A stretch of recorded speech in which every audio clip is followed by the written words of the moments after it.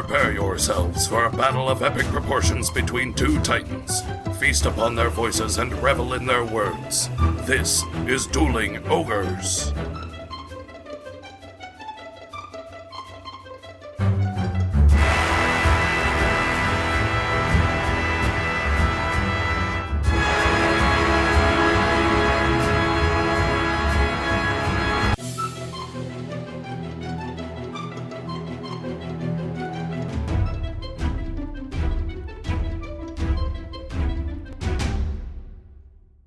Hello, ho, ho, ho, ogres, and welcome to episode 99. Thank you for joining us, as always, on this Yuletide Tuesday evening, Earth Day, December 20th, 2016. I'm your host, Remington Hitchcock, and with me, as always, is my co-host, Brandon Full. Brandon, your hair is looking exceptionally flippant today. Why, thank you. You're welcome. It's almost full-bodied. It's got that fucking 90s sitcom kind of flip to it. Well, I mean, maybe I'm born with it, but it's probably Maybelline. It's definitely Maybelline. Definitely Maybelline. So how the hell are you? I'm fantastic. You just got off of NASA again? Mm-hmm. Man, I am proud of you. For working at NASA? For working at NASA and then sticking with it and coming over afterward and just being like, Rem, I'm too tired. I'm just going to go home and play video games. Yeah. No, you fucking came over. I'm telling you, man, next year's going to be great. Well, the more we push, the fresher starts, the harder we hit it. It was good. It was funny because when I pulled up to your house, or when I pulled onto the street where your house was, you were out on your front porch, and you 100% legitimately had the look of like somebody whose dog has come back after being out all day. Like Yeah. You just had a look of like, there he is. There he like is. Contentment It's and my pride. Brandon. Yeah. There was pride in that look. Yeah. I mean, I wasn't really waiting for you. I knew you said you were going to come over, and I thought it was about time. So I went out and, Ginger and I had started vaping instead of smoking, but I still have a cigarette once every day or so. And so I was like, man, I really just wanted to smoke a cigarette. So I went out to have a cigarette because we're not smoking in the house anymore, really. So Yeah. What do you mean, really? You do sometimes? Well, Kevin does. You let Kevin smoke in here? I smoked one fucking cigarette when we recorded, and I got my head chewed off. So here's the thing. Yeah, let's parse this out right now, because I'm your best friend. Who's fucking Kevin? So here was what the problem was. Okay. Was that we are in an enclosed space right now. The door was closed, keeping the cats away, so you're not so sinusy, and it just permeated. Mm-hmm. So, I mean, if you were to go out into the living room and light one up and we smoked a cigarette out there, it wouldn't be a big deal. Okay. So, that's the only reason. Kevin doesn't smoke in here because he doesn't ever come in here. So how many did Kevin smoke, Remington? I don't know. More than one? I don't know. You were with him, right? Yeah, but this was like weeks ago. Was he bigger than me? I'm not going to leave that burp in here. Okay, good. You leave a lot of burps in. Sometimes. See, now I have to. Yeah, sometimes I like the burps in there. I don't know. What was the question? I don't remember. Was he bigger than you? I was making a penis joke. Oh, okay. Yeah. Like when a girl cheats on a I guy. got it. Okay, let's go on with the bigger than episode. What have you been up to? Nothing that's worth talking about Yay! whatsoever. It's the holidays. NASA is known for their retail experience and all the sales they have during holidays. Right. So I've been working a lot. Yeah. Well, that's good. Mm-hmm. Having work to pay bills is Yeah, good. it's great. Yeah. Merry Christmas to Brandon. Yeah. Mhm. Way to put your life on hold so you can work a medial NASA job sending toys into space to find out things about space. Jokes on them. I hate space. Fuck you, nerd. Yeah, fuck you, nerds. I have not really got into the holiday spirit a whole lot. Yeah, last year our Christmas episode was us talking about Krampus and stuff. Yeah, it was now cool. I showed up and I'm like, I don't have any news, Rim. Hope you got something. And I was like, yeah, I got this new thing that maybe will take us into the new year if we both use it, and we see how well we've done with that in the past. But I have high hopes. Well, if you will remember, and this isn't going to become a clip show, Okay. but if you remember last year, around or after Christmas, we did a New Year's Eve episode. Yeah. Where we talked about what we wanted to do in the next year and where we hoped the podcast would go. And I talked about how I wanted to do more panels. Yeah. And do more live stuff. And we did. So yeah, we did. We're doing the thing. Our base has grown from what it was last year at this time. Yeah. So I think we have won 2016. And everybody can wrap up 2016 as the year that nothing bad or shocking happened. Yes. And 2016 will go down in history, I think, as one of the greatest years in American history. I feel like you're pandering. No, there's no sarcasm at all. Make Dueling Ogres greater. Again. More greater. Make Dueling Ogres betterer. Well, everything I listen to, I have a lot of time to listen to podcasts to and from NASA. Yeah. And I listen to some political podcasts and some not political podcasts, but pretty much everybody had to comment on the election results. Yeah. And that's not what I'm going to do here. Uh-huh. But everyone I listen to You just followed up with a butt. tends to have a left-leaning mentality. Yeah. Not that we have a lean one way or the other. Well, we try not to. But they Brandon all does. talked about how 2016 is a huge dumpster fire of a year. Yeah. I mean, we don't fucking know what's going to happen. You can assume all you want, but for all you know, everything could fucking work out fine. I mean, I will say this. After the election, I was in the same boat as a lot of people who I'm friends with. Yeah. Who were not happy with the outcome. Well, sure, you surround yourself with people who think similarly to you. That's just how the world works. Yeah, I surround myself with intelligent people. And I was not happy with the results. I love those biting comments. Those backhanded but intelligent people. No, at the same time, I fed into it. I fed into myself for probably close to a week of just like, are you fucking kidding me? This is what we're at, blah, blah, blah, blah, blah. Yeah. But now, like, it is what it is. Yeah. We can only see where it goes, one way or the other. See, I think everybody needs a little Rem in their life. Ugh. I mean, not... Oh, like as a friend. Yeah. Like you being, just okay. a person not similar... physically. No. Okay. God, right. no. Just a person similar to me who's just like... Did I talk on the podcast about being labeled a libertarian? No. So, a person who will heretofore go unnamed, I was talking to them about just... I hate the labels. I hate liberal. I hate conservative. I hate left-leaning and right-leaning. I hate that shit. We're all Americans. Yeah. We are all one people, and we should be striving toward one goal. That's how I feel about anything. Like, it's good to have some, butting heads, because that's how you learn stuff, But when people are butting heads so hard but not learning anything from it, then you get the stalemate. That doesn't work. Oh, yeah. This has been a complete shit show for that. Yeah. This year has been more people butting heads and nobody learning anything from anybody else and just like, you're right, or I'm right, you're wrong. Yeah. The whole time. And so, in my view, I think it's good to have somebody who just has that kind of middle view that just says, guys, will you just shut up for a minute and just like look at yourselves and like, you're not coming to any consensuses. You're just arguing with each other. Like, you're not solving anything. Come on. Let's just, we don't have to hug it out. We can shake hands it out, because I know some people aren't huggers. It's fine. We can all be a little bit closer to the center instead of being so far apart, Yeah. And so I was telling this person about, my hatred of labels in general, especially when it comes to political labels.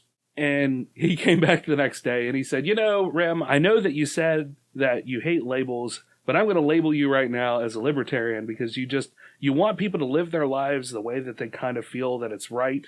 And you don't really want a whole lot of government interference sort of thing. So in my estimation, you're more of a libertarian than anything else. Huh. So, I mean, is that a good estimate? I don't know what a libertarian is. Do you have strong opinions on the gold standard? I mean, is that all that it's about, though? Yes, 100%. Libertarians are like the Scrooge McDucks of the political party. Just shaking their cane. But is that your liberal take on it, though? No, I'm being facetious. Right. I don't know enough about libertarians. I do know a decent amount about libertarians. Okay. But not more enough, than me, I'm sure. Not enough to say anything on air about them. And I don't mean that in a bad way. I don't have an issue with libertarians. I disagree with a lot of what they believe in. It's libertarians are a mixed bag because, like your unnamed friend said, they believe in less government interference. Right. And that everything should be done on a state level.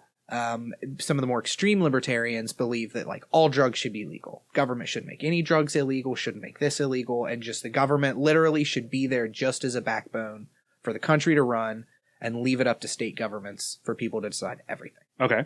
That's like a super basic breakdown of it, and that's all really I know. I don't know the intricacies of what they believe. Okay. And I don't want to sound ignorant, and I don't want to piss off libertarians because they're all fucking crazy. Good Judging. Good judging, Brandon. But yeah, I don't know. I say I agree with you sort of. Everybody needs that middleman. There's a certain amount of, I mean, as far as that goes, there's a certain amount of control that the government should have in things. It's just, I think that the power struggle is alive and well. Mm-hmm. And ultimately, the power itself is not just in government, but in business and everything. It's all about the control. It always really has been about the control of the people. Yeah. I mean, I don't want to say always has been, but even to the forefathers of the country, there was a certain amount of control. It's just that they had the right idea of where they wanted to go with the control. Yeah. Now it's been skewed. Yeah, there was... I mean, there are certain things that are shady as fuck that the founding fathers did, Mm-hmm. but... Wearing those short pants with the high-waisted... Yeah. Tights. Yeah. Powdered wigs to keep the lice down. Shady as shit. You just let that rice... You just let that lice roll, man. Yeah, exactly. Yeah. That was actually one of the pages in the Constitution that got ripped out at the last minute. Yeah. Because they rolled it into a big fat joint. Yeah. But anyway, that's enough political bullshit talk. Was all of this lead up to you advertising your new stuffed Remington dolls you're selling through the website? Yes. The ones that have the pull tab. Here, let me go ahead and pull one now. And Okay. You'll hear one of those classic Remington witticisms. Zzz. Oh, is it time for me to do a witticism? No, it's time for the very clearly real stuffed Remington doll to do a witticism. Hold on, it's wound up again. Hold on. It's kind of delayed, I'm sorry. Be neutral. Perfect. See, and you let's go ahead and do one more here. Okay. If I don't make it back, tell my wife hello. I'm just stealing things from Futurama's neutral. Yeah, we're people. going to get sued. Yeah. We're definitely going to get Matt sued. Groening for that. doesn't like it when people make fun of the neutral people. Huh? So what about you, Remington? It has been... I like how so many times off mic we've been like, yeah, we should steer clear of politics. But Well, 9 times out of 10 we don't talk about it. And we do. And that's the thing that's kind of rough for me with this podcast is like, I don't want to alienate people, but at the same time, like, You have things that you want to say. I have strong opinions on politics. Yeah. And, but anytime I say something, somebody who may like everything else we talk about is going to disagree. And we're in such a weird political climate that they could like everything else we talk about for whatever reason. And then I say one thing, like, Senator whatever smells bad. And they're suddenly like, fuck him. Yeah. And then we lose a listener over something stupid, which is dumb. Don't do that. We don't want to lose anybody. No. Haven't we lost enough? We have. No, what I have been up to. I have been up to wrapping Christmas presents. That's what Ginger and I did last night. We set up a table in the kitchen because it's the best place for it and it has the best lighting. Mm-hmm. And we wrapped presents. That sounds... Like wrapping presents? Yeah. Don't come in, I'm wrapping presents! So were you putting... Because you have this table that looks like the kind of table you would have at a family reunion. A folding table out in your kitchen, and you have presents wrapped, and then you have 2 bowls full of candy. Yeah. Now, is that candy going in presents, or were you guys just having candy set up while you wrapped presents? Well, we needed to keep that sugar high, so, yeah. No, we bought several large bags of assorted candies, mostly to put in the bags for the kids, and then whatever was left over, we can munch on well into the new year. Yeah. Because that's a lot of candy. Will you tape some Skittles to my present? Yeah. To the outside if it's already wrapped is fine. Yeah. Okay, cool. Yeah. I'm a Skittles guy. Yeah. So, what'd you get me for Christmas? I cannot tell you. Man, why is it nobody wants to tell me what they got me for Christmas? Because it's Christmas. You open the presents on Christmas. I don't understand. Here. Sit down on my knee rim. Okay. I'm going to tell you the Christmas story. Okay. I really don't like how you suddenly got into overalls right there and the giant lollipop. That creeps me out. Yeah. Yeah. A long time ago, Santa was crucified. Yeah? And Rudolph and the other reindeer prostrated themselves outside of the cave. Uh-huh. And then they realized that the boulder had rolled away. Yeah. And candy canes spilled out. Uh-huh. And then Jesus came down. Yeah. And that's Christmas. And gutted the reindeer Mm. so he could feed the Canaanites. Yes. Yeah, I always forget the Canaanites part. Yeah. Yeah, they were fed by reindeer. Just reindeer, venison, and viscera. Yes. Veniscera. Also one of my favorite Godzilla monsters. Run, it's Veniscera!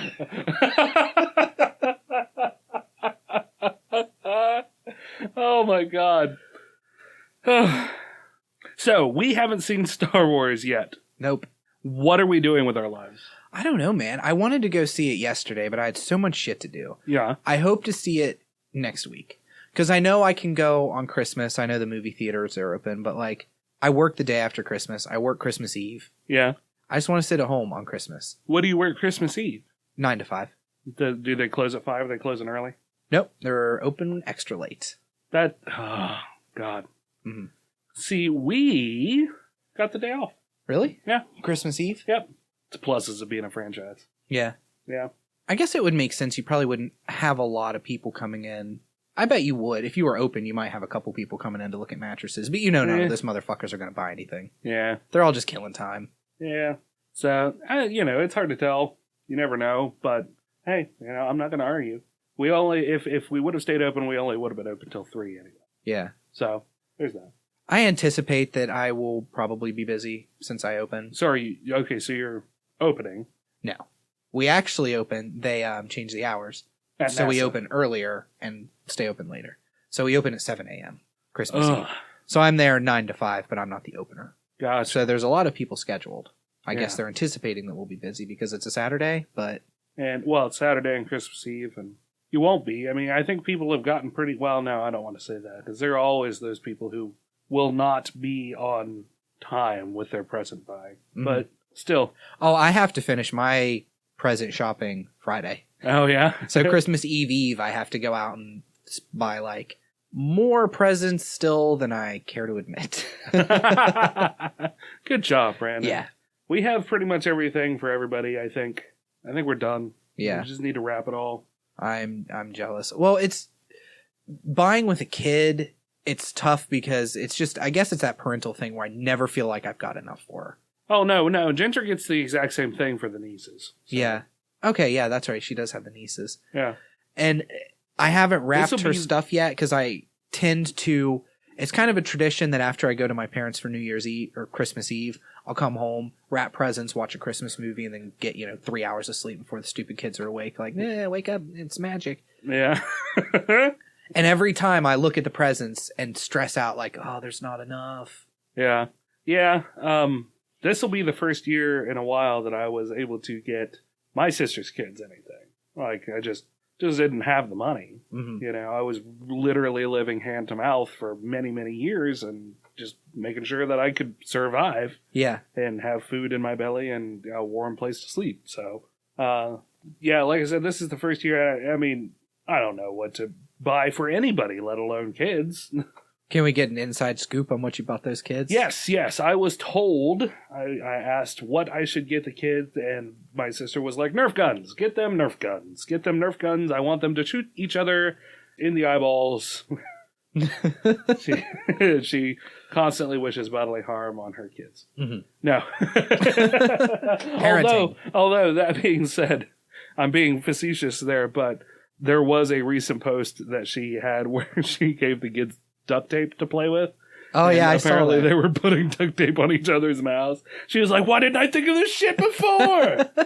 This is genius. So maybe I should get a couple 3 rolls of duct tape as well. Yeah. Well, what's great about that is when they're playing with duct tape, they put it over their mouths. You're just like 2 nose pinches away from having quiet in your house for the rest of your life. Oh, wow. Was that dark? Yeah, a little bit. Okay. Not over the line dark. No. It could have been worse. Okay. Yeah. Yeah, because I don't really have a great barometer, I think.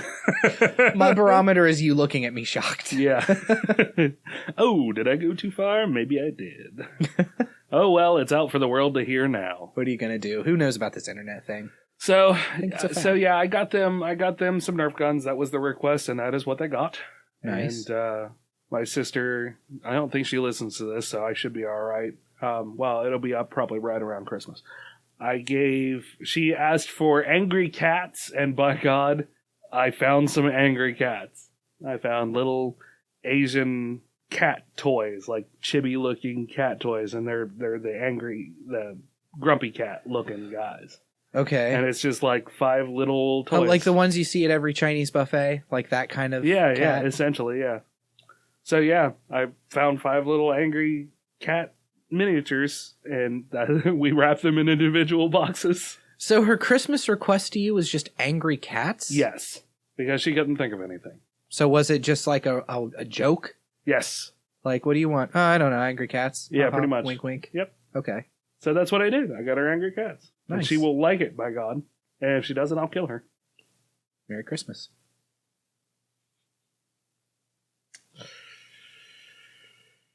So what do we want to talk about this week? It kind of faded off there. Yeah. I don't know. This is it. This is just the relax by the fire Christmas episode. Yeah. Because this will come out, Christmas Eve?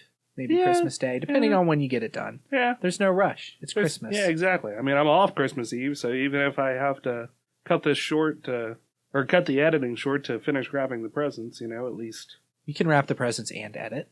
No. One hand. Editing takes 2 hands. I know it does. No, you don't. You've never edited an episode of this in your life. I've edited the video. Thank you very much. Okay, I'll give you that. Speaking of editing videos, Remington. Okay. It's a shit segue. But it's okay, because it's the end of the year. This is the relaxing by the fire. I was just going to pick the first news story that was up. Yeah. And I have nothing even remotely close to speaking of editing. Well, videos. I was trying to do one of my classic non-segue segues, and it didn't work. Yeah. But I do have a bunch of news. Hold on. Let me pull up a holiday fireplace. And pull up a little holiday Yule log, and we'll just play this in the background while we do this. That way everybody can get into the spirit, hear the cracking of the logs on the fire, smell the hickory smells wafting through the house. Honestly, all I can smell right now is my socks. They were pretty bad. I mean, I've been on my feet for a while. I've gone a little nose blind to it now, and when I turn my head away, I can smell something fruity over this way. Mm-hmm. Probably the Starburst that I was eating earlier. Yeah, my socks are not great. Socks are like stockings for Christmas. Shit. No, I mean, we can spend all day talking about how bad my socks smell. I'm telling you, just drop some baking soda into your shoes, and that will help to fix your problem. Yeah, but okay, first off, it's not a problem.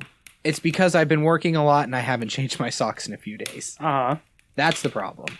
Yeah, there is bacteria that is built up, and that bacteria happens to be a smelly sort. If you put the baking soda in there, it will kill it. I promise you. My feet were stinking a few days ago, like to the point where I was like, man, I don't even want to put on my shoes, because it's just, I change my socks regularly, as opposed to you. Excuse me?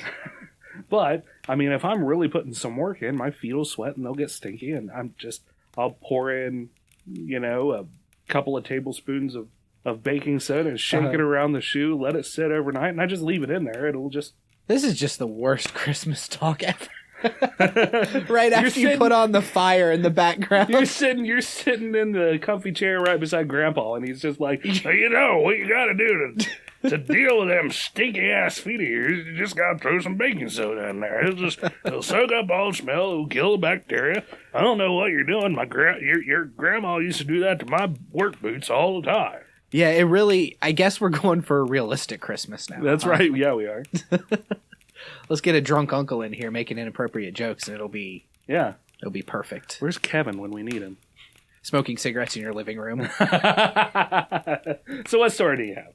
I have a couple. Okay. First, did you see the Bladerunner teaser trailer? I did not. I saw that was that Ryan Gosling? Yeah. Playing in Okay. Blade Runner 2049. Okay. Okay. Well, if you haven't seen it, it doesn't matter. I was just going to get your opinion on it. Okay. Well, I haven't seen it, so my opinion doesn't matter on it. Fantastic. What did you think of it? I thought it looked okay. Just okay. Yeah, I mean, I just saw Blade Runner 5 months ago for the first time. Oh, yeah. So I really liked it, but I think I missed the boat. I've seen so many things that are derivative of Blade Runner at this point. Yeah. That Blade Runner was great, but it didn't wow me because I've seen so much stuff like it since. Mm-hmm. So, yeah, I mean, it's weird, I guess, seeing Ryan Gosling because, and we talked about this at the live episode we did that wasn't recorded, so I can just recycle the same things. Yeah, sure. But Blade Runner is considered like a classic movie. It's a timeless movie. Yeah. And I think when you're trying to make a movie or hoping to make a movie that's going to be considered timeless, when you cast somebody who's a product of their time as your main character, like Ryan Gosling is, yeah, it dates the movie a little bit. Okay. You know what I mean? Yeah. And who knows? Like, I don't watch enough movies now to know if Ryan Gosling is one of those actors that... Because they can't be too famous. Yeah. You know what I mean? My brain's getting lost in this maze of what I'm trying to get to. Right. That's okay. That's what the magic of editing is for, Brandon. Well, but now we're going to have this fire in the background, so it's going to make it way harder for you to edit. Nah, I'll just turn the fire down real low so you'll barely know it's there. Perfect. It's on its own channel. Oh, it is on its Yeah. own channel? Mm-hmm. Great. So I can say anything I want. Yep, and I can edit it appropriately. Awesome. Or inappropriately. Or inappropriately, yeah. But do you understand what I'm saying at all? Like, am I making my point remotely known? Like, Blade Runner has Harrison Ford. And Harrison Ford at the time was a pretty big star in Star Wars. Yeah. But he wasn't everywhere. Well, I mean, after Star Wars, he kind of was. He wasn't in like a shit ton of movies, though, was he? Yeah. Oh, he was? Yeah. Well, what else was he in? Several movies that I can't remember. Okay. But that's just because they weren't up my alley. So maybe Ryan Gosling isn't a bad choice then. I don't know. It just seems weird to me. It seemed weird to me to see Ryan Gosling in that role interacting with Harrison Ford. Because you see Harrison Ford in the trailer as well. Oh, really? Mhm. Huh. Okay. So it's a continuation of the story. yes. Okay. It takes place 20 years later? Okay. I think it's 20 years later. It's the same amount of time that So is Harrison Ford a happened replicant? in real life. It doesn't say. I mean, I thought Blade Runner ended pretty obviously that he was a replicant, Yeah. but I saw like the extended edition. Yeah. True. That's true. We talked about Yeah, there's a lot of different versions of it. that. Yeah. But you do see him. And He's by like, a lot, you mean two. yes. More than one is a lot. Yes. You see him in a church. He pulls a gun. He's got his like famous Blade Runner gun. Right, yeah. He pulls it on Ryan Gosling, and they have a little bit of a back and forth. Okay. And they just start making out, like right on the pews. And then Ryan, that's right, Ryan Gosling does go, "Let me touch that replicant dick." And then Harrison Ford says, "Chewie, no." And Ryan Gosling's like, "Wrong movie, robot. You so cute."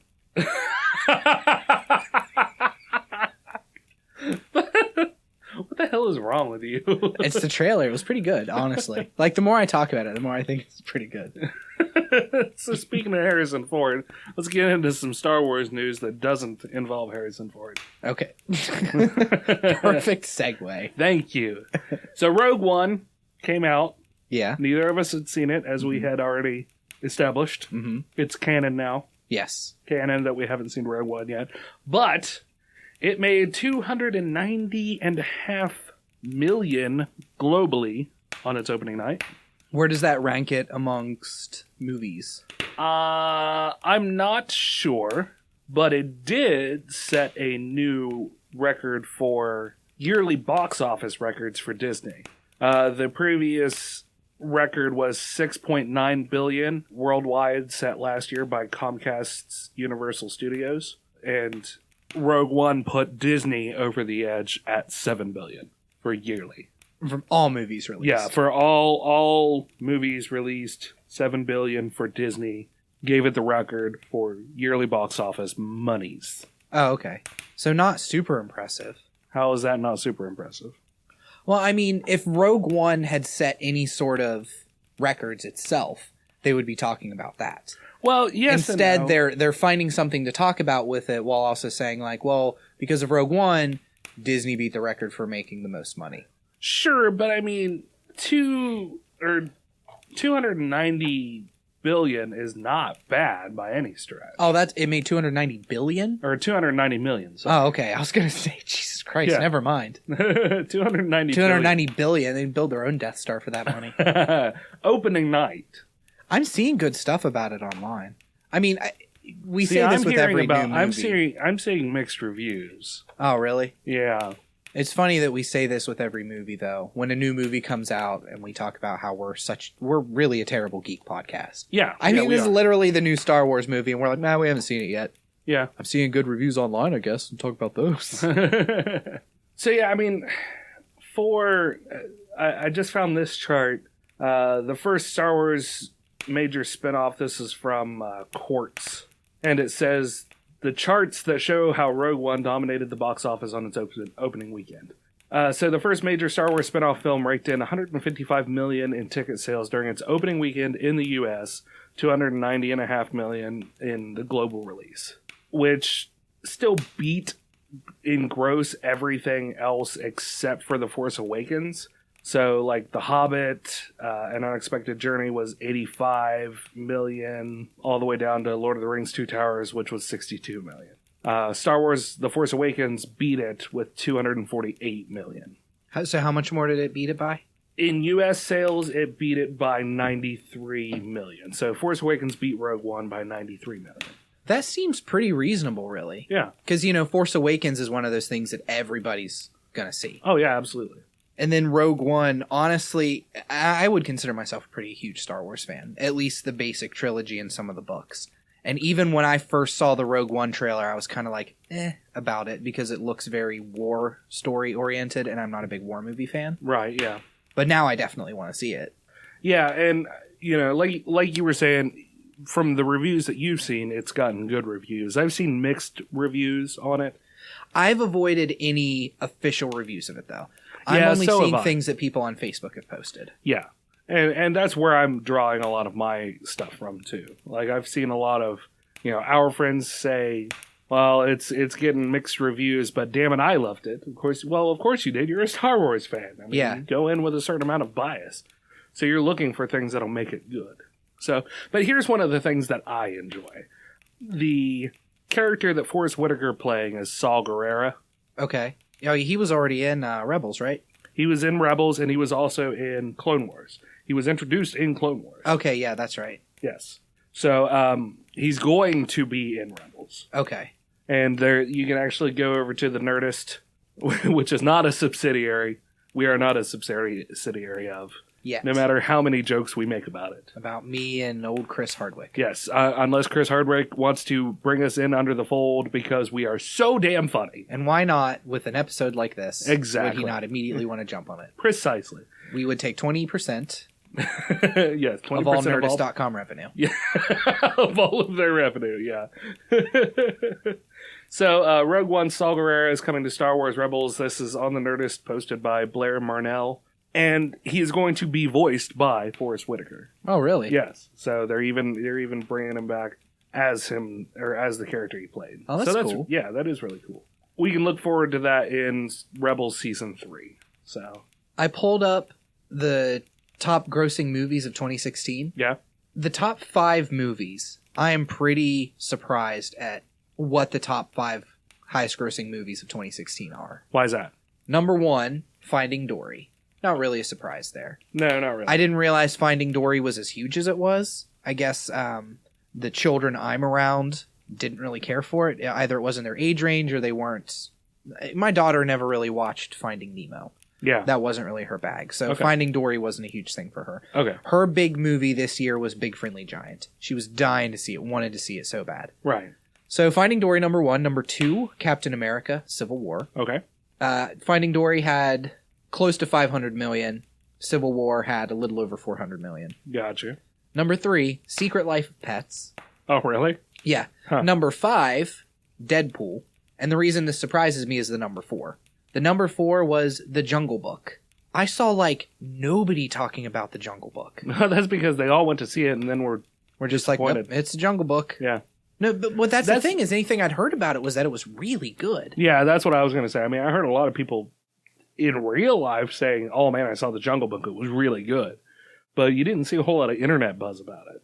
Or at least not in the circles that we were looking at, I guess. Yeah. It released in April. So maybe it hit in a good spot. I don't know enough about movies and the whole schedule, because I know there's different months that you release. Like, we're not sure if this is going to be a stinker or not, so we'll release it in a dead month. That way, it's not going to be going up against, a Marvel movie or whatever. Right. And then through 10, and I'll stop after 10. Number 6, Zootopia, which I just watched a couple weeks ago. It was pretty good. Okay. Batman v Superman: Dawn of Justice at 7. Suicide Squad at 8. Doctor Strange at 9. Yeah. Beating out Fantastic Beasts and Where to Find Them at 10. Okay. And then Episode 7, The Force Awakens at 11.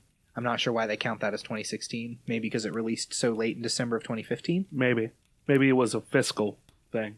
Or maybe they just want to compare everything. Or maybe it's just showing what it pulled in 2016. Because I'm seeing here in 2016, it grossed $194,453,283. Gotcha. Okay. And then Rogue One: A Star Wars Story is 13. Gotcha. So yeah, I don't know. The Jungle Book especially surprises me. The Jungle Book and The Secret Life of Pets at number 3. I mean, you'd be surprised how many people, adults and children alike love those kind of weird, it's not our bag, but a lot of people love those kinds of movies. They really do. Well, and they make those movies so well, for the most part. They do. Unless you get... That one was put out by Universal Studios, so that wasn't like a Pixar Disney thing. Right. But, there's such a cookie-cutter formula those things follow, even with Pixar and Disney movies, Yeah, sure. Like, hero's journey, especially now, they focus on a lot more, I've noticed, kind of broken families. Broken family seems to be where Disney kids' stories go a lot. I don't know if it's because, 50 to 60% of America is divorced now, or kids split custody, parents split custody. Yeah. And so kids can relate to it. But, character from a broken home or missing parents being killed off is tantamount. You have to do that. Yeah. Some adult jokes hidden in there, funny side character. Tale as old as time, I guess. But, yeah, right, yeah. But yeah, Zootopia was surprisingly good. It kept my attention. And movies, it's very hard for a movie to keep my attention. Gotcha. I think because of the... So which one is that one? Zootopia is the one that furries loved. Okay. Where was it the bunny cop? Yes. Okay, gotcha. Yeah, that actively the furry community came out and kind of embraced that movie. Yeah. Because everybody's it's all anthropomorphic animals. Right, sure. Weird. Huh.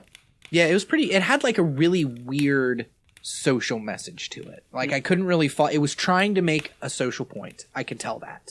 Yeah. But I couldn't really tell what side of the social point it was trying to make. Right. Which, as a children's movie, is walking a line. But the plot of it is that predators and prey live together in the city of Zootopia. Okay. And they all get along. But they talk about, at one point in history, predators used to eat prey. But now everybody gets along and everything's cool. And so Bunny Cop starts out as a cop and finds that predators start to go savage. So some of, the walking, talking, tiger who wears a business suit suddenly reverts back to just a snarling tiger, chasing and trying to eat rabbits and sheep and stuff like that. Okay. So the mayor, who is a lion, is kind of trying to cover up this is happening. Right. And she's trying to get to the bottom of why it's happening. Gotcha. So it's kind of this argument, after they figure out what's going on, and I guess keep it kind of bare to not give any spoilers to a movie that came out 6 months ago. Right. But she gives a press conference where they're interviewing her, and they're like, why is this happening? How many people is this happening to? And she's like, I don't know. I think that these predators are just reverting back to who they are, to what they are.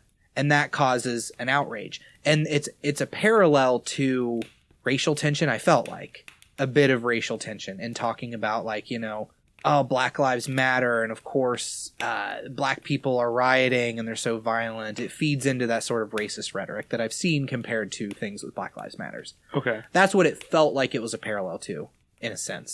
But then things happen in the movie that's just they were just savage in the back of their brains. And they can't really change who they are completely. Yeah.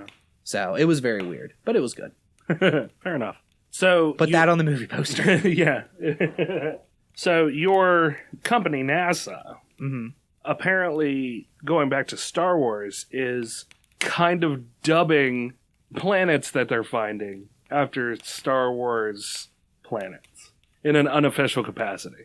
Oh, really? Yeah, I know you're not involved in this particular aspect of NASA. Yeah, I'm more involved in the rocket fuel. Right. You just focus portion. Yeah. You focus mainly on rocket fueling and... Mining the rockets for their precious fuel. Yes. So this comes from space.com. That's fucking succinct. Yeah, I mean, they got the market on that, don't they? Man, they really hit the nail on the head with space.com. There's no pretense to what is on this website. Yeah, exactly. This article is by Samantha Matthewson, and it says, NASA hunts for Rogue One, a Star Wars story planets, is the article name. Thousands of exoplanets have been discovered outside the solar system, including some that might resemble the icy, desert, and water-covered worlds that are seen in the fictional Star Wars universe. Using NASA's Kepler Space Telescope, the astronomers have discovered a Saturn-sized planet called Kepler 16b, which is located 200 light-years from Earth and orbits 2 suns, just like Luke Skywalker's home planet of Tatooine. Because of this striking resemblance, astronomers nicknamed the real-life exoplanet Tatooine. NASA officials said in a statement, astronomers have discovered that about half of the stars in our Milky Way galaxy are pairs, rather than single stars like our sun. So while Kepler 16b, aka Tatooine, is probably too cold and gaseous to be home to life, or a hopeful desert farm boy, it's a good bet that there might be a habitable Tatooine twin out there somewhere. Huh. So, isn't it interesting? You know, I mean, we have things like, I think the article even says it, but we have moons like Europa, which are, see, I think Titan is rocky, if I remember right. But Europa is an ice planet. I mean, or an ice moon. It's very Hoth-like. Yeah. Only, I would say, warmer, because you can just go out in what looks to be a heavy flight jacket and cut open a tauntaun and survive, where... Yeah, really. Like, they didn't... Oh, I guess he did have face coat. He had goggles and, like, a scarf on. Yeah. I mean, Hoth looked more habitable than... Habitable? Habitable. Habitable? Than certain parts of Antarctica. Yeah, this is true. So, but I think it's interesting that, you know, we have these planets in the movies. And, I mean, if you really want to dig into it, especially if you're making a movie that has planets and you want the planets to at least have some sort of focus in your movie, you know, some sort of realism to it. There is just a whole science of exoplanet study. Yeah. That you can go into and, you know, what plant species would be around what kind of a sun and, you know, what kind of ecosystem it would have. I mean, you can get really in-depth with it if you want to. Avatar is a good example of where you could see wholly different kinds of plant lives in a completely different styled ecosystem on a different planet, you know? Yeah. I was not a fan of Avatar, really. I wasn't either in the storyline sense, but I mean, just the ideas that they had on that sub-level. Yeah, you could tell that they spent a lot of time designing around how the plants or the creatures would survive. Yeah, or even interact. Yeah. So yeah, I mean, Avatar is a favorite of a lot of people, but I mean, it's an okay movie in my estimation. Yeah, I think Avatar really hit that certain spot where 3D had just exploded onto the scene. Yeah. So Avatar had huge 3D sales, and then it was a spectacle. And I don't mean that in a bad way. I just mean Avatar as a movie is a spectacle. It's watch this soaring thing, look at these crazy creatures. Yeah, I just think we kind of petered out on that. I just think it's interesting. Yeah. Well, that there is these similarities that we can actually find in planets nowadays through scientific study. I guess I don't follow exactly what you're saying, then. What do you mean? Like what parallel you're making here, or saying that it's cool. That NASA officials are likening worlds that they're finding to other worlds in sci-fi. Okay. I think it's neat that those parallels can be drawn. Yeah, they say that Kepler 16b doesn't look anything like Tatooine, but we could find a desert planet out there that is orbiting a binary sun system, a binary star system. Okay. Yeah, it's a possibility. It's a real possibility. And that a lot of star clusters in the Milky Way galaxy have a binary star system. So they orbit around 2 stars? Yes. 2 stars are orbiting around each other. And then they have planets outside of that. Orbiting around the whole thing? Yes. Okay. I think one of the things that's great about science fiction in general to me is that, especially something on the scale of Star Wars, where a lot of people have seen Star Wars. Yeah. And the people who haven't seen Star Wars won't shut the fuck up about the fact that they haven't seen Star Wars. Have you ever noticed that as a side note? Anybody who hasn't seen Star Wars wears it like a badge of honor. Like, I've never seen Star Wars. Yeah. I don't want to see Star Wars. Yeah. But enough people have seen it that scientists can say, yeah, we think we found a planet like Tatooine, and 9 out of 10 people's going to be like, oh, sweet, a desert planet that has 2 suns? Yeah. That's cool. Right. You know? Yeah. And that's what I love about sci-fi is it kind of paves the way. And if anything else, even if the ideas themselves on certain sci-fi don't influence how we develop technology, just the idea of what a planet is or what a technology is exists, that science can reference it to the layman and they'll get a basic understanding. You know? Yeah. Yeah. Like, you know, you could say, try to explain how 3D printers work to somebody versus saying, have you seen Star Trek? You know, that thing they hit that gives them anything they want? It's kind of like that. Kind of like that, yeah. Yeah. Not really like that at all, but kind of like that. Yeah. Cody was telling me that, I mean, we've talked about a little bit of 3D printers, but Cody was telling me that, you know, you can get 3D printers really inexpensively now. It's like a couple $100. Oh, no. No, he was telling me that there was a place nearby that you could actually pay to basically rent. You go to them and you know, bring whatever things that you want to build, and then you pay for the supplies to use their 3D printer. Yeah, it's a public library. Oh, is it? Yeah, public library has a 3D printer you can use. Yeah, and I was telling him that I just recently saw that you could buy like a kit to build your own 3D printer for like $160. Yeah, but the downside is you have to use a 3D printer to build it. No, you don't. That's how they get you. No, it comes... Wait a minute. No, that's not right. Damn you, big printer. That's not right. The team that made The Witcher, okay. I talked about that a few episodes ago. I was playing The Witcher 3. Right. CD Projekt Red is working on a new game. They've been working on it for a while. It's called Cyberpunk 2077. And it's based off of an old property called, I think, Cyberpunk 2016 or 2013, like an old role-playing game, pen and paper thing. Yeah. Kind of a mix of Shadowrun and basically just Shadowrun. Okay. I don't know. I think it might have been a precursor to Shadowrun or whenever it was. Who knows? Okay. Who really cares? They're working on a game based on this property. So it's like a cyberpunk, not steampunk. Are you familiar with cyberpunk as a term? Yeah. Uh-huh. Okay. So you got like dystopian future, hackers, big corporations rule everything, that kind of stuff. Right, yeah. So they're working on a game for that, and they released a trailer for it in 2013 that showed it wasn't any in-game stuff, it was just CGI, and kind of gave a feel for the world, what it was going to be like. Okay. And from what they've talked about with this game, it has a very big scope to it. They're trying to do multiplayer, but not an MMO. They're trying to make a shared universe with everybody playing, but it's not an MMO. So what they're trying to do is they refer to it as, I think they call it seamless multiplayer. Okay. Where, and some games do this already, but to a way lesser extent, where like, say you and I are both playing Grand Theft Auto, and we have it set where we're playing online. Right.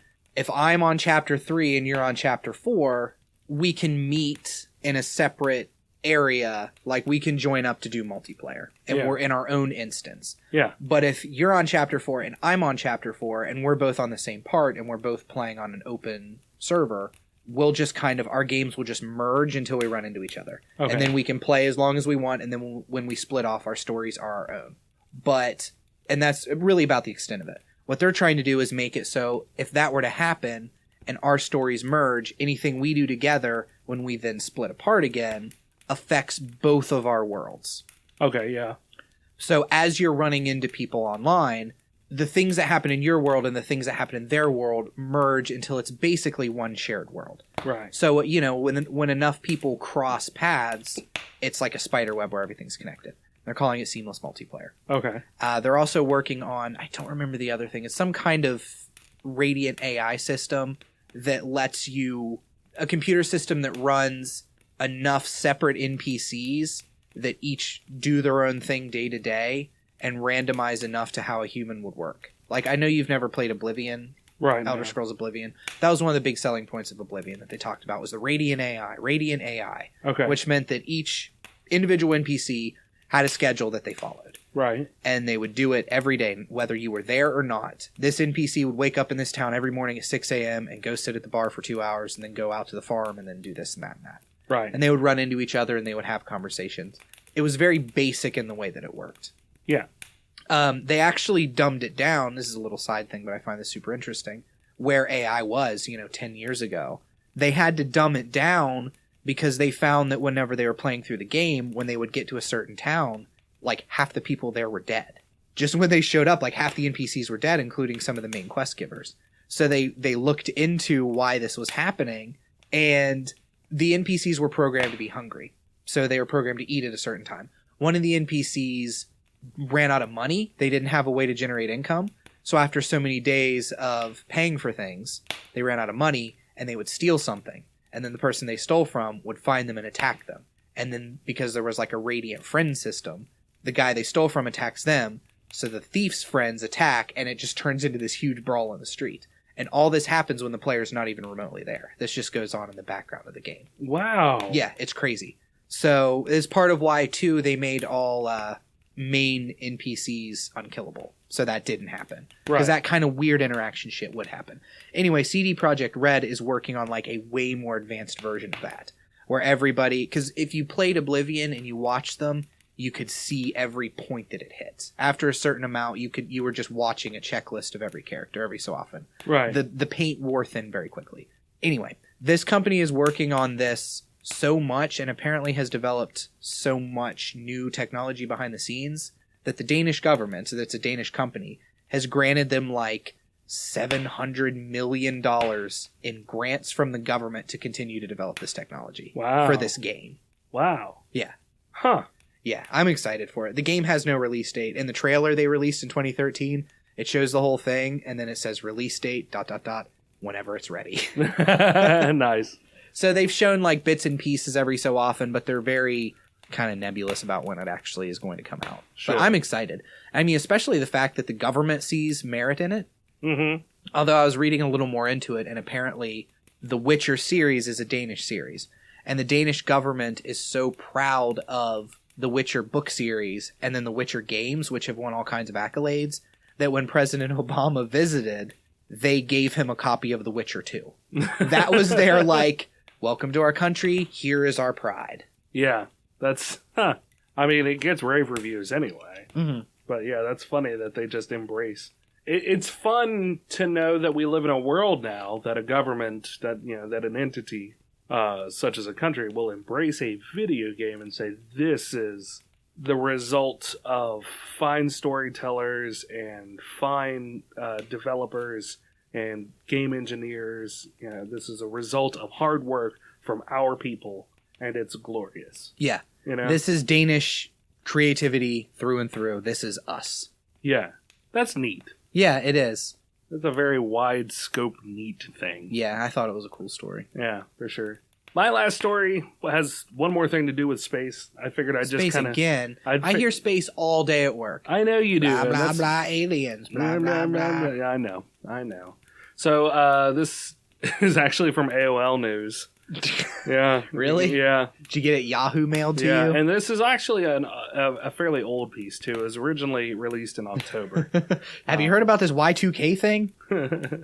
And what it is, in our effort to continue to build what we can do as a podcast, I've really been trying to look into things to make myself better at finding news to talk about. Mm-hmm. Yeah, because that's one of those things where Brandon brings the news, and that's all fine and dandy, and I do the other things that help to run us in the background. But I'm reacting to whatever Brandon says, which is all well and good to a certain extent. But I think I should bring some work myself. Yeah, I think it's fair, I guess. Well, you do most of the editing stuff, so that's kind of what I have done, is brought this stuff myself. But right. It's nice because it's nice to be able to react to news. Yeah. And to hear something I haven't heard, as opposed to like trying to find an entertaining way to spin something that I might find interesting that I know for a fact you're not going to find that interesting. Right. But I still want to talk about it. Right, yeah. So, like I said, this story is a little old, a little dated, as it were. But astronomers believe new strange signals coming from space are probably aliens. A paper titled Discovery of Peculiar Periodic Spectral Modulations in a Small Fraction of Solar Type Stars. Really could punch up that title a little bit, huh? Yeah. Doesn't necessarily sound like a stunning discovery to most people, but the research paper published in the Journal of Publications of the Astronomical Society of the Pacific may turn out to be the first step in the quest to establish the presence of intelligent life beyond our solar system. So it goes on to say that an analysis of 2.5 million stars that researchers have been watching have revealed 234 of these stars giving off strange modulations that suggest their origins are likely caused by an alien species rather than natural causes. We find that the detected signals have exactly the shape of an extraterrestrial intelligence signal predicted in the previous publication and are therefore in agreement with the hypothesis. The fact that they are only found in a very small fraction of stars within a narrow spectral range centered near the spectral type of the sun is also in agreement with the ETI hypothesis, ETI meaning extraterrestrial intelligence. See, because I was ready to call bullshit on this one. Because there was a news story, and it must have been before October, that was kind of all over the news for a little bit about how scientists think they may have found life. Yeah. Because there was a Russian, like a Russian telescope or something, whatever those like telescopes that listen are. Right, yeah. Had radio telescopes. Reported SETI? Had reported a signal and then kind of just covered it up or just, shrugged it off. Yeah. And then non-Russian scientists found it and wanted to look into it more. Yeah. But by the time they looked into it, the signal wasn't there anymore. Gotcha. So was a big news story about, like, scientists think they might have found life because of this thing, but they can't investigate it any further. Yeah. And then it turned out that it was a satellite. It was a Russian satellite. Okay. But that wasn't widely shown on the news. Right, yeah. And I mean, I haven't really heard much about this. There was that buzz that was around about the same time about the supposed non-natural structure that was blinking in front of suns. Yeah. That sort of deal. And I don't think that this ties into that. I think it might be something different. But Breakthrough Listen, a project backed by Stephen Hawking and Mark Zuckerberg, will begin investigating the 234 star signals as well, in accordance with these other astronomers, to see what can be determined from them. So, I mean, it'd be nice if I could find a follow-up to this story. Because, I mean, I was really just kind of grabbing stuff today. Just because I've been too busy to really devote much time to this. Yeah. I just started using Google Trends to start finding stories, so I haven't had a whole lot of chance to dial in on what I'm looking for. Yeah. But anyway, I thought it was an interesting piece, and I wish I had some follow-up. So if anybody out there has heard any follow-up to these 234 stars that potentially are emitting signals that could be extraterrestrial in nature, chime in the comments. And however you want to comment. I mean, you can comment wherever. Yeah, or if you're an alien, that would be beam great. it into our heads. Mm-hmm. That'd be fine. Or comment. Aliens obviously use Facebook. Yeah. So comment on that. Yeah. So yeah, that's it. That's it for me anyway. Do you have anything else? Not really. I mean, nothing that's that exciting. Dick Van Dyke is going to return in the Mary Poppins sequel. Mary Poppins Returns. What? Yeah, Mary Poppins Returns is what the sequel is called. This is a real thing? This is a real thing, yes. But is Mary Poppins going to be played by Julie Andrews? Is that right? Yeah. Well, I don't think so, because I'm pretty sure she's dead. Is she? I thought she was still alive. Dick Van Dyke said, "This one supposedly takes place 20 years later and the kids are all grown up. It's a great cast. Meryl Streep, Angela Lansbury, and that guy, Lin-Manuel Miranda, from Hamilton." Okay. Good old Dick Van Dyke. Whatever those words mean. He's old and crazy, but adorable at the same time. Yeah. No, Julie Andrews is still alive. Oh, really? Oh, yeah. In fact, apparently she's working on a TV series called Julie's Green Room. She did the voice of Gru's mom in Despicable Me in 2010. Oh, wow, okay. Yeah. So, yeah, she's still going. She's still plugging along. She was born in 1935. There you go. She's 81 years old. Yep. 81 years young. 81 years young, which is still younger than Dick Van Dyke. So, Mary Poppins sequel, what do you think? Who gives a shit? Yeah, especially considering the fact that Dick Van Dyke was over 90 years old. Well, yeah, he is. He was born in 25. But he was like the sore thumb of that movie with his terrible British accent. No, I mean, that movie did pretty well. Which we've talked about. Oh, yeah. Yeah, I mean, it's a classic. It's a classic Disney movie. It's beautiful. I loved him in it. Yeah, me too. He was my favorite character. Yeah. I didn't notice at the time. Sure. You don't think anything about it until watching it now. Yeah, until you see... Mary. Hello, Mary. Oh, step in time. Oh. But yeah, anyway. They're also working on a prequel to Willy Wonka. Oh, really? Yep, it's going to be a movie about how Willy Wonka got his factory. Again, who cares, right? Yeah. I mean, somebody out there thinks that somebody cares.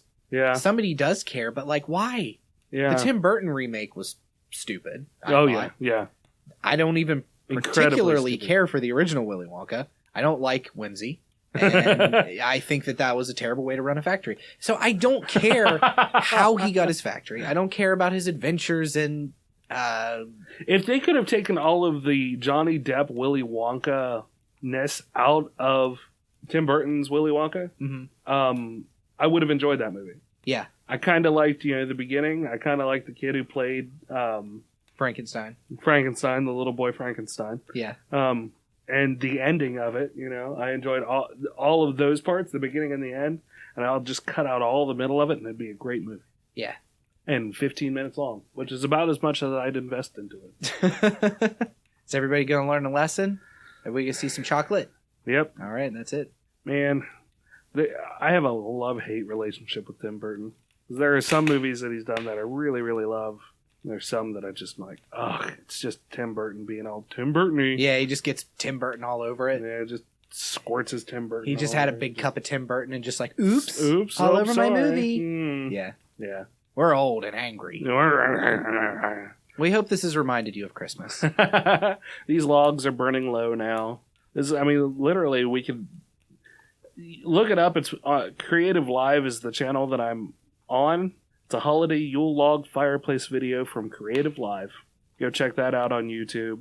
You can actually watch the logs, burn away. It's a live, well, not a live fire, but a live recording of a fire just burning away. Yeah. And as this episode winds down, the fire has started to wind down as well. Yeah. I really enjoy it. Honestly, it's very soothing. And from this angle, it looks like you're on fire a little bit, which soothes me as well. I'm glad. So if you have any questions or comments or you'd like to hear yourself on air, you can call us at 978-DUOGRES. That's 978-386-4737. You can also reach us on Twitter at Dueling Ogres, email us at duelingogres@gmail.com, or leave a comment on the Facebook page. Make sure to check out our website, duelingogres.com, for articles pertaining to some of your favorite geek news. Shout-outs this week. We had some comments from Viscount, Terry W. Urban II. Yep. Prolific writer, kind ruler. He's harsh but fair. Yes, harsh but fair. Released his new book, Thunder Wells. Mm-hmm. It is available in ebook and in print from a myriad of sources. Yeah. You can find links on our website. You can find links over on his website at irvin-author.com, correct? Yes. So you can find his stuff there, purchase a book that way if you are so inclined. I would almost elevate him, while still keeping the title Viscount. I think I would almost elevate him to sainthood, right? Yeah, sure. He would have to die first. No, that would be a martyr, wouldn't it? No, you can't be alive to be a saint. Really? I thought you couldn't be alive to be a martyr. Well, martyr is to, die for a cause. St. Nicholas was a saint before he was... Was he? I think so. I don't think you can become a saint until after, because part of being a saint, to fulfill the rules of actually hitting saintdom, you have to appear posthumously to... Posthumously? Multiple people. It's Christmas. It's Christmas. It's just like the... Posthumously. Posthumously? Is that... I can't help myself. It's the second word that you've said wrong today. It's weird for you. Habitable? Yeah. Habitable. It's not habitable. It's habitable. Are you sure? Yes. Look, you were right there with me mispronouncing Viscount as Viscount. Yes, and I will give you that. So, eat it. But Viscount isn't a word that you hear very often. We actually had a comment on our YouTube video about that. Yeah, I went to see it, and it's not there anymore. Yeah, I think they deleted it. Maybe they thought it came off snarky. But listen, it's okay. If it sounds a little snarky, you can get a little snarky. We'll read it. We're not going to hold it against you. What did they say? It was because I saw it pop up and then I couldn't see the full thing. Yeah, it was something to the effect of Viscount isn't, because I think we made fun of it being a French word. Yeah.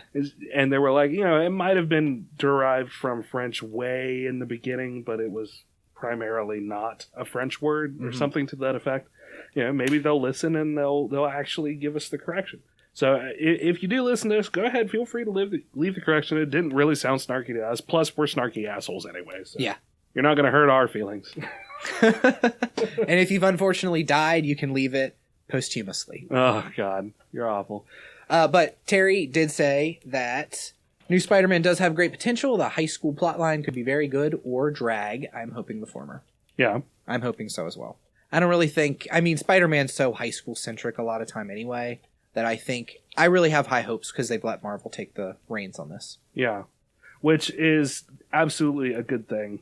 He also replied to Stephen Hines a few weeks ago, referring to him as cheap. Yeah. And we made a joke about him not replying back. Yeah. And he linked to multiple sources on his blog where he does talk about where he is indeed cheap. I would use thrifty. Thrifty. Did you read the articles? No, I didn't have a chance to. One of them he has... it was like 10-year-old gloves and... Decades-old gloves. Yeah. He has a picture of them. They are like some ratty-looking gloves. Like, I mean, he talks about when he first got them, or close to when he first got them, a dog bit off like the tip of one of the fingers. Like playing with it. Yeah. So he didn't sew the tip of the finger back on. Uh-huh. He just sewed it closed. so there's a picture of the gloves, and they're like 4 normal fingers, and then 1 finger just like. And I mean, Terry, as far as I can remember, has all of his fingers, so it has to be very uncomfortable. Or they're large gloves. Yeah, maybe. I don't know.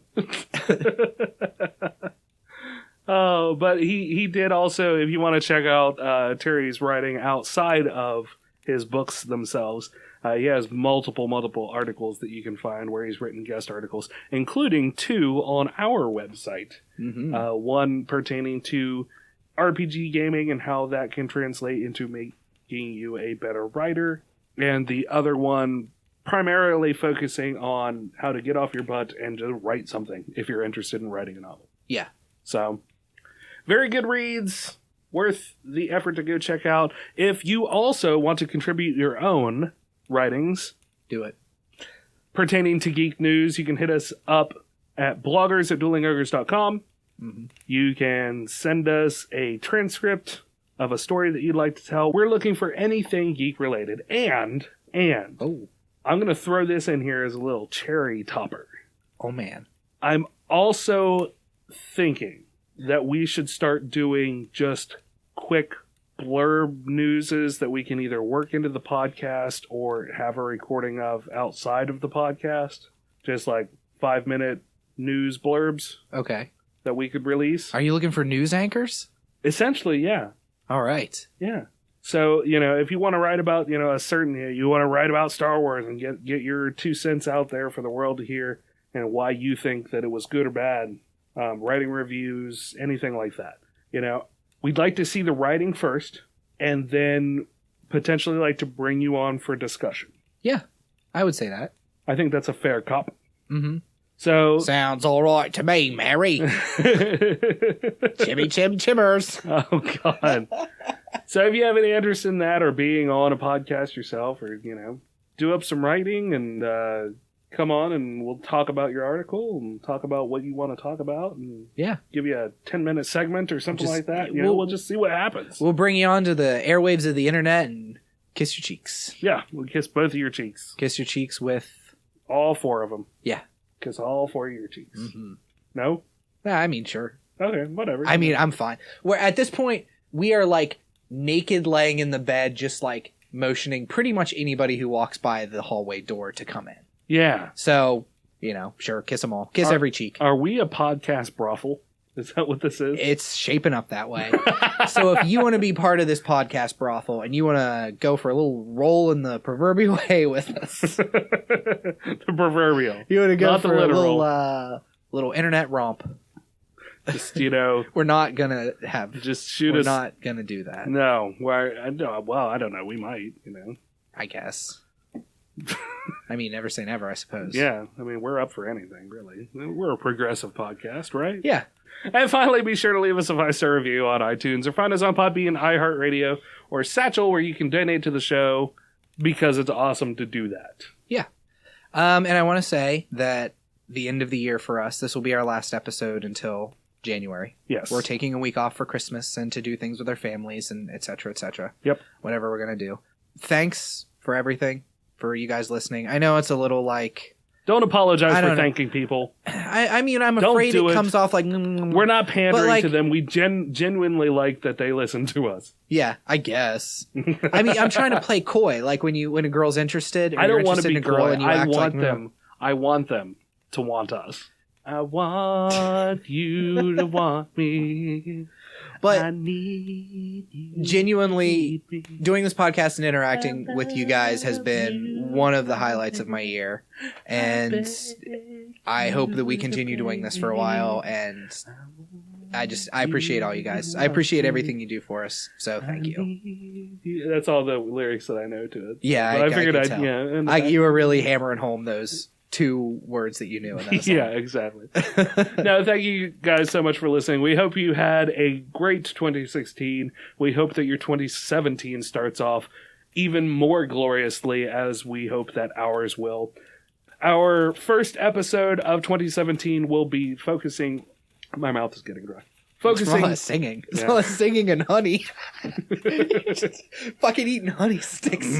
God damn, I can't believe I didn't comment more on that. Winnie the Poohing over there while I'm trying to tell a story. This one tastes like watermelons. What the hell was I gonna say? Our 2017 episode will be about astrology. Yeah, we're doing a theme episode. We haven't done one of those in quite a while. Yeah, it's been a hot minute. It's been 1 week since you've looked at me, put your head to the side and said I'm angry, right? Dropped your head to the side and said I'm angry. God damn it. 5 days since you laughed at me, Brandon, saying get that together, come back and see me. We're really signing off the episode with some bare naked ladies. Apparently. Hold, and I'll watch a hood wink. Does it make you stop think? You think you're looking at Aquaman? Someone fish to the dish a little like Shelly. You're gonna get us flagged. No, we're not gonna get flagged because it's a different. You gotta sing it in falsetto. That's what you have to do. Chicken China.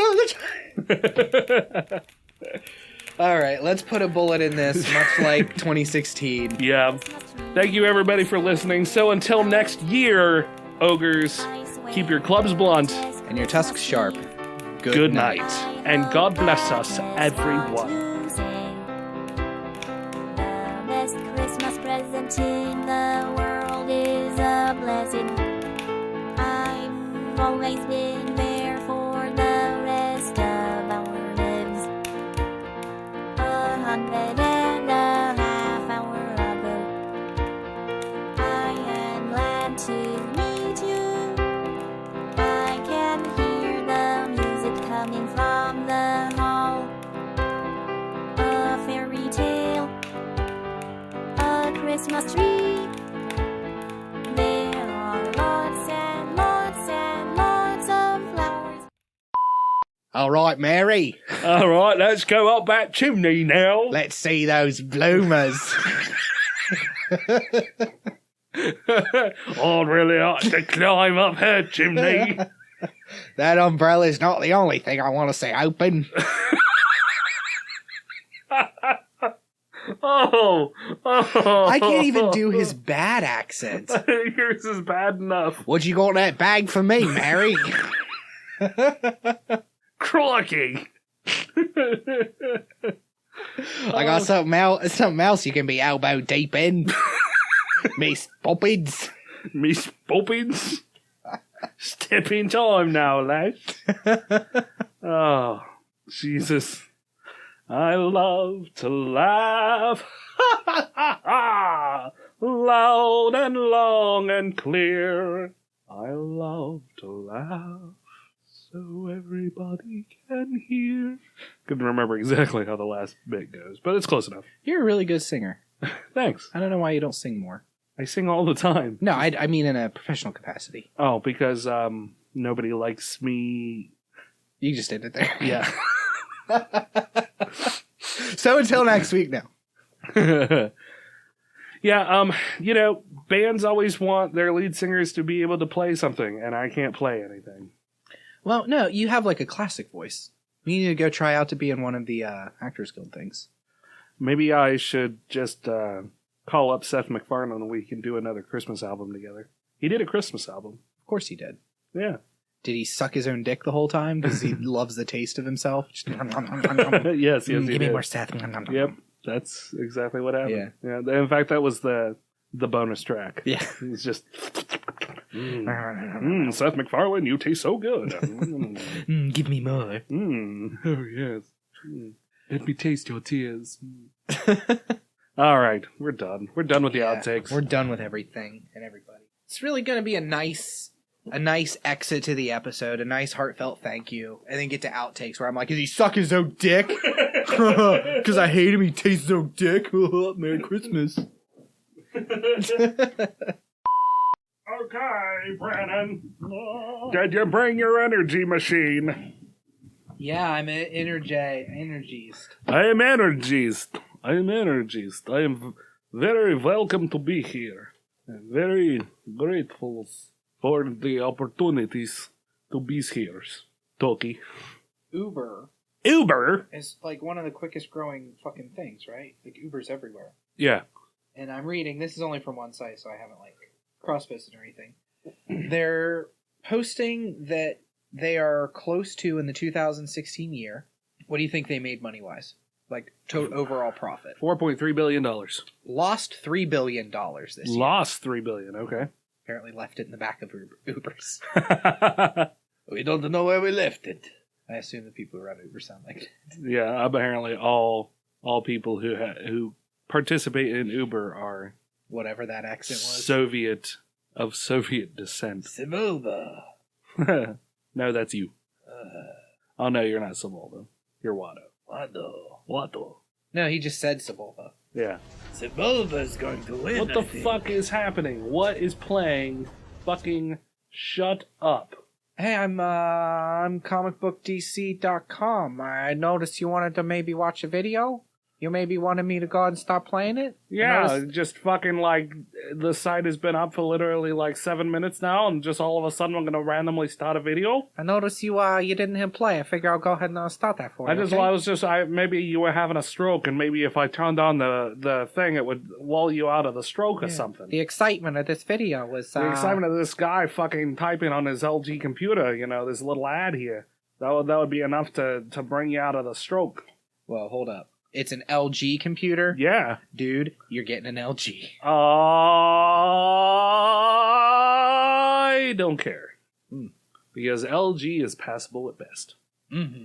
LG, it does it. LG, it's okay. LG, looking good. Not great, just good. Just good enough. Should be as like LGE. LG. Lightly great. Maybe it's a disconnect between the languages. Maybe it's LG, but it stands for good light.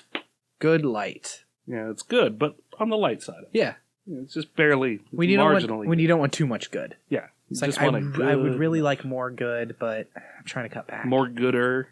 I'm trying to cut back. So yeah, go ahead and give me the LG. Yeah. Go ahead and take the LG. I think I've killed... Is it the fireplace? I think I killed the website. Is the fireplace taking too much RAM? Is the bit rate getting eaten up by the fire? The BODs? 28.8K? The motherboard is on fire? Shit, I don't know how to phrase that. What? If I'm looking for opening night movie, how much money they made. No, I think you nailed it in one. Opening night movie, how much money they made. Are you looking for like the top ones? Yeah. Highest grossing opening weekend movies? Yeah. I was texting the word harumph. Yeah. And my phone auto-corrected it automatically to harumphing. Uh-huh. That's so weird. Is harumph itself not a word? I don't know. Like she gave a harumph. She was harumphing. I don't know. You're supposed to know these things. I'm not a wordsmith. Highest movie making things money. Exactly. Exactly.